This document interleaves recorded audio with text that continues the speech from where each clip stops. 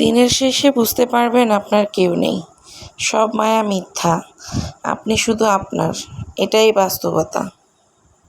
তাই কে ছেড়ে গেল, কে ইগনোর করলো আর কে পিছনে বদনাম করলো তা দেখার সময় নেই, কিন্তু কে থেকে গেল, কে খারাপ সময় পাশে থাকলো সেইটা আমার কাছে মোস্ট ইম্পর্ট্যান্ট।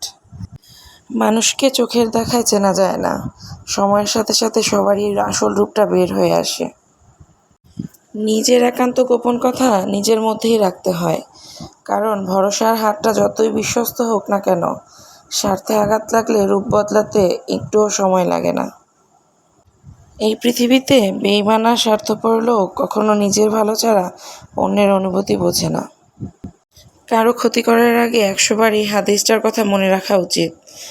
যে ব্যক্তি অন্য কারো ক্ষতি সাধন করে, আল্লাহ তাআলা তা দিয়েই তার ক্ষতি সাধন করেন। যে ব্যক্তি অন্যকে কষ্ট দেয়, আল্লাহ তাআলা তাকে কষ্টের মধ্যে ফেলেন। কর্মফল মতে প্রতিশোধ নেবার প্রয়োজন নেই, শুধু বসে বসে প্রতীক্ষা করো।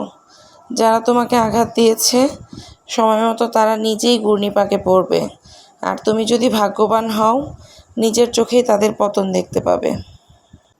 নিজে সবার সব প্রশ্নের উত্তর দিতে যেও না, কিছু দায়িত্ব সময়কে দিয়ে রাখো। দেখবে সে ঠিক সময়ে তোমার হয়ে উত্তর দিয়ে দিবে, এবং খুব ভালোভাবেই উত্তর দিবে। তবে ততক্ষণ পর্যন্ত তোমার ধৈর্যটা ধরে রাখতে হবে। ভালো থাকবেন সবাই। আসসালামু আলাইকুম। আল্লাহ হাফেজ।